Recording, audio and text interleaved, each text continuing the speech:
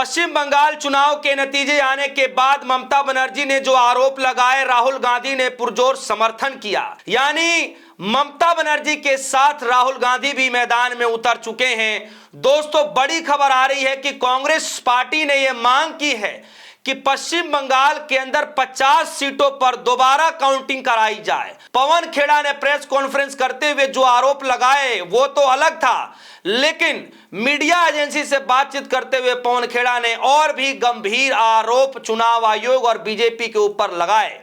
दरअसल दोस्तों, ये खबर इन दिनों बड़ा चर्चा का विषय बना हुआ है। वो इसलिए क्योंकि पश्चिम बंगाल चुनाव के जो नतीजे आए हैं, जिस तरीके से ममता बनर्जी आरोप पर आरोप लगा रही हैं, कभी कोर्ट जाने को लेकर के कह रही हैं तो कभी कह रही हैं कि वो पद से इस्तीफा नहीं देंगी, चाहे भले ही उनको बर्खास्त कर दिया जाए। और जैसे ही ममता बनर्जी कहती हैं कि 100 सीटों से ज्यादा पर जो है धांधली की गई है, गड़बड़ी की गई है, उस पर राहुल गांधी ने समर्थन देते हुए कहा कि ममता बनर्जी 100% सच कह रही हैं। और सिर्फ पश्चिम बंगाल ही नहीं बल्कि महाराष्ट्र के अंदर, उसके बाद जो है मध्य प्रदेश के अंदर, हरियाणा के अंदर, लोकसभा सन 2024 के अंदर भी कुछ ऐसा ही किया गया। इस तरीके की बातें राहुल गांधी ने ट्विटर के माध्यम से, अपने सोशल मीडिया प्लेटफॉर्म के माध्यम से ममता बनर्जी को समर्थन देते हुए नजर आए। तो दोस्तों, ममता बनर्जी के साथ अब राहुल गांधी आ चुके हैं। 50 सीटों पर दोबारा काउंटिंग कराने की या दोबारा वोटिंग कराने की मांग कांग्रेस पार्टी ने पश्चिम बंगाल के अंदर कर दिया है। क्या है पूरी खबर आपके सामने मैं रख देता हूं। सबसे पहले आप इस खबर के हेडलाइन को देखिए। आज तक की खबर है और हेडलाइन में लिखा है, कांग्रेस की बंगाल की 50 सीटों पर दोबारा चुनाव कराने की मांग, वोटर लिस्ट में धांधली का आरोप। खबर में लिखा है दोस्तों, कांग्रेस ने पश्चिम बंगाल के चुनाव में परिणामों पर सवाल उठाते हुए 50 विधानसभा सीटों पर दोबारा मतदान कराने की मांग की है। पार्टी का दावा है कि इन सीटों पर जीत का अंतर उन वोटों से कम है जिन्हें एसआईआर के दौरान मतदाता सूची से हटाया गया था। दोस्तों, इस बात को लेकर के लगातार राजनीतिक गलियारों में हलचल है। ममता बनर्जी भी इसी बात को लेकर के कह रही हैं कि जो अंतर है वो 30 लाख का ही है और 30 लाख के करीब ही एसआईआर के तहत लोगों के नाम हटाए गए। न्यूज एजेंसी से बातचीत करते हुए कांग्रेस नेता पवन खेड़ा ने बुधवार को केंद्र की भाजपा सरकार पर तीखा हमला बोलते हुए उन्होंने आरोप लगाया कि पश्चिम बंगाल और असम में बड़े पैमाने पर चुनावी हेरफेर किया गया। उन्होंने कहा कि पहले मतदाताओं का अधिकार बहाल किया जाए और फिर प्रभावित सीटों पर दोबारा चुनाव कराया जाए। पवन खेड़ा ने आरोप लगाते हुए कहा कि मतदाता सूचियों में जानबूझकर छेड़छाड़ की जा रही है और लोकतांत्रिक संस्थाओं को कमजोर किया जा रहा है। उन्होंने कहा कि अब की बार लोकतंत्र का अंतिम संस्कार हो रहा है।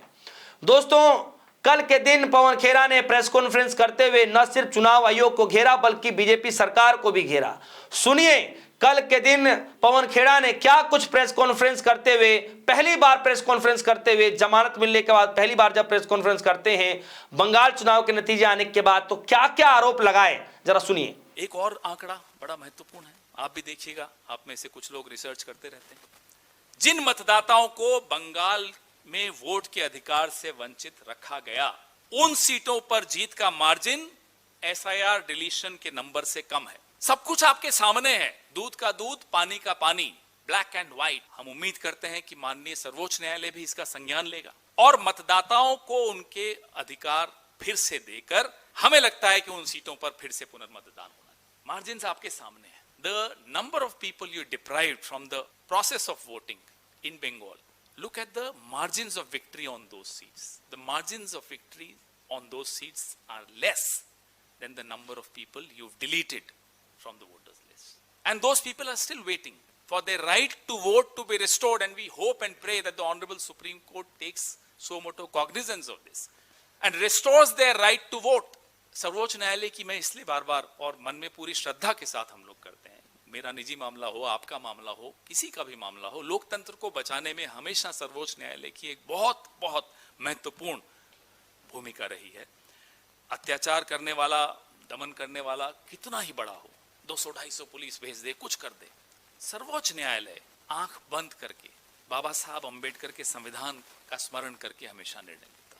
और बाबा साहब अंबेडकर साहब के संविधान के सामने ये तमाम ताकतें बौनी है। तो दोस्तों, सुना आपने, कांग्रेस पार्टी ये कह रही है कि जिन 12 राज्यों में एसआईआर की प्रक्रिया की गई है। उनमें से तकरीबन 7.2 करोड़ लोगों के नाम सूची से हटा दिए गए हैं। साथ ही साथ देश में कुल मतदाताओं का करीब 10.2% है, क्योंकि जो वोटर लिस्ट से नाम हटाए गए 12 राज्यों में तकरीबन 7.2 करोड़ मतदाता हैं, जो कि देश में करीब 10.2% के करीब माना जाता है। खेड़ा के मुताबिक कहा जा रहा है कि पश्चिम बंगाल में एसआईआर के दौरान 90 लाख से अधिक मतदाताओं के नाम हटाए गए, जिनमें 27 लाख लोगों को उचित प्रक्रिया को मौका ही नहीं दिया गया कि उनको मौका दिया जाए कि वो वोट डालने जाएं। खैर, कांग्रेस पार्टी ये आरोप लगाते हुए कह रही है कि इतना सब कुछ होने के बावजूद भी हम ये चाहते हैं, यानी कांग्रेस पार्टी ये चाहती है कि कम से कम 50 सीटों पर जो है दोबारा से वोटिंग कराई जाए, क्योंकि जो 50 सीटें हैं वहां पर वोटरों की संख्या जीत के अंतर से अधिक है, जिससे चुनाव परिणाम पहले से तय हो गए। पार्टी ने इन नतीजों को निर्मित जनादेश बताया। हालांकि कांग्रेस पार्टी ने पहले ही कह दिया है, खासतौर पर पवन खेड़ा ने पहले ही कल प्रेस कॉन्फ्रेंस के दौरान यह कहा गया कि इन सब मामलों को देखते हुए सुप्रीम कोर्ट को स्वतः ही संज्ञान लेना चाहिए। सुप्रीम कोर्ट को स्वतः संज्ञान लेना चाहिए कि यहां पर किस तरीके से गड़बड़ी की गई है। क्या कहा उन्होंने? कहा कि सुप्रीम कोर्ट को संज्ञान लेकर हस्तक्षेप करने की अपील है। खेड़ा ने कहा कि जिन मतदाताओं का अधिकार छीने गए उन्हें वापस मतदान का अधिकार मिल जाए और संबंधित सीटों पर पुनः मतदान कराया जाए। उन्होंने कहा कि सुप्रीम कोर्ट ने हमेशा लोकतंत्र की संविधान की रक्षा की है और इस बार भी न्याय की उम्मीद है। तो दोस्तों, खबर यही आ रही है पश्चिम बंगाल से कि ममता बनर्जी जो आरोप लगा रही हैं, ममता बनर्जी कह रही हैं कि मैं चुनाव हारी नहीं हूं बल्कि हराई गई हूं। साथ ही साथ सीसीटीवी फुटेज की मांग हो रही है। साथ ही साथ ममता बनर्जी ये कह रही हैं कि जो 30 लाख लोगों के नाम हटाए गए हैं और जीत का जो अंतर है लगभग उतना ही है। और इधर अब कांग्रेस पार्टी ने ममता बनर्जी का साथ देना शुरू कर दिया है। राहुल गांधी ने खुलकर समर्थन कर दिया है, ममता बनर्जी के साथ आ गए हैं। और अब यह खबर आ रही है कि पश्चिम बंगाल के अंदर कांग्रेस पार्टी ये चाहती है कि 1-2 सीटों पर नहीं बल्कि 50 सीटों पर दोबारा चुनाव कराया जाए। जी हां दोस्तों, 50 सीटों पर दोबारा चुनाव कराया जाए। ये आंकड़े के तहत कांग्रेस पार्टी ने आरोप लगाया है कि एसआईआर प्रक्रिया के तहत ये जो कुछ गड़बड़ियां हुई हैं उससे ये ठीक होने की संभावना है और 50 सीटों पर पश्चिम बंगाल के अंदर दोबारा चुनाव कराया जाए।